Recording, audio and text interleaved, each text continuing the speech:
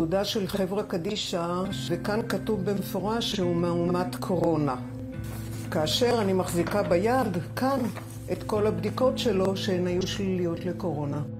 שמשון וקסמן, בעלה של נורית, עבר אירוע מוחי לפני כשנה במהלך קרוז בנורווגיה. בגיל 78 שמשון אושפז במוסד סיעודי, עד שלפני כחודש הוא נפטר במיטתו.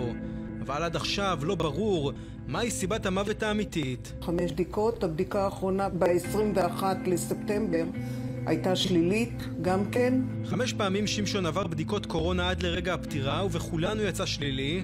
אבל במסמך של חברה קדישא, שמשון נכנס לסטטיסטיקה העגומה כמאומת קורונה, וככזה שנפטר מהנגיף. וזה לא קרה רק לבעלה של נורית, אלא גם לקרוב משפחה נוסף שלה. בן דודו של בעלי, שהיה חולה לאוקמיה בן 91, הגיע לחדר מיון, חודשיים לפניו. הוכנס למחלקת קורונה, הגיעה תשובה שלילית לקורונה, והוא נקבר בתור קורונה.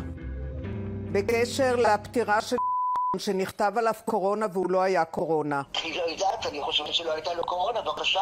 אני מאוד רועשת על הסיפור הזה. רופאה שהיא כתבה בפירוש ביום הראשון שהוא אושפז, מבקשת לעשות בבוקר דחוף בדיקת קורונה. כן, גם את זוכרת שגם הרופא אמר לי שאין לו קורונה. כן, בהחלט. הביאו סבתא שלי בניילון, לא היה שום זיהוי, לא זיהינו גופה.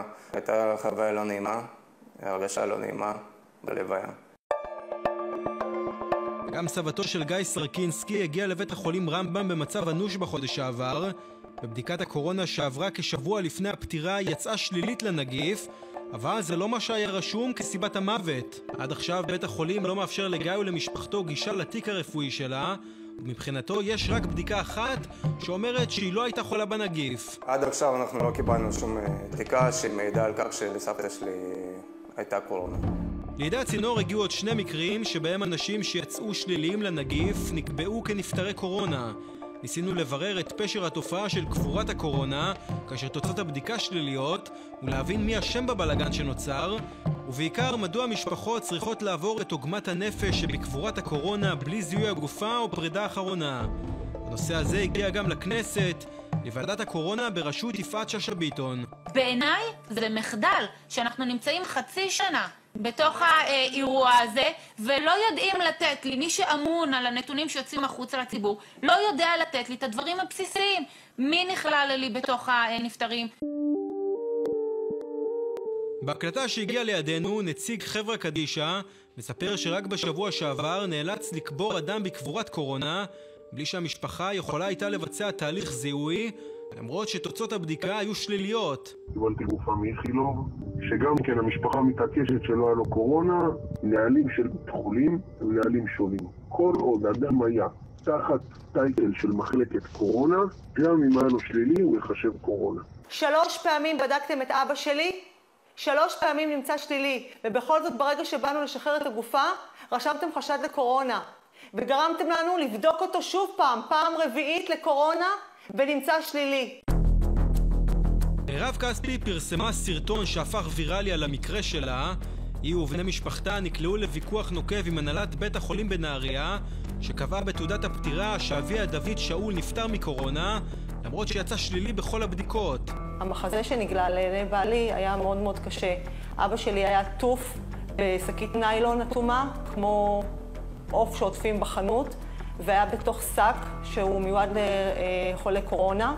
בעלי היה בהלם, פשוט בהלם מוחלט, והוא התקשר אלינו ואומר, אתם לא מבינים מה קורה פה.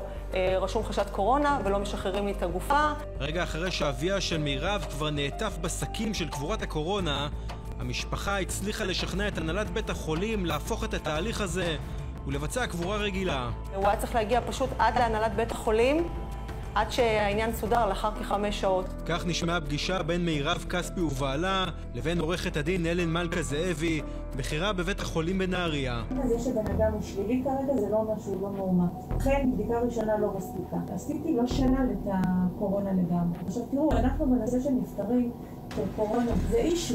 אנחנו פועלים לפי הנחיות שהן משתנות כמעט כל פעם. משפטר מי שבאמת זה ככה ביותר בהרגשה כזה.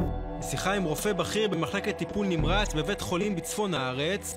הרופא מודה כי גם במקרים שבהם בדיקות יוצאות שליליות, בית החולים קובע שסיבת הפטירה היא קורונה. זה קורה לדבריו יותר מפעם אחת. הבנתי פשוט שהיה עוד כמה מקרים כאלה דומים של אנשים שיצאו שליליים ועדיין קברו אותם כקורונה. מי שקובע בסופו של דבר זה המנהלת יחידת זיהומים. יש ממצאים ראייתיים שמאוד מחשידים ולפעמים קובעים אותם כקורונה. למרות שהם יוצאים שלילי. למרות שהמעבדה יוצאת שלילית, לפעמים. הנאמנות של הבדיקה היא לא ב100%. מסתח גרון שלוקחים. אין לנו מדיניות מקומית. כל המדינות זה מה שמשרד הבריאות קובע. אז משרד הבריאות כרגע לא ממש מטפל במקרים האלה שמנפחים את הסטטיסטיקה של מתי הקורונה, ובעיקר גורמים לעוול למשפחות הנפטרים.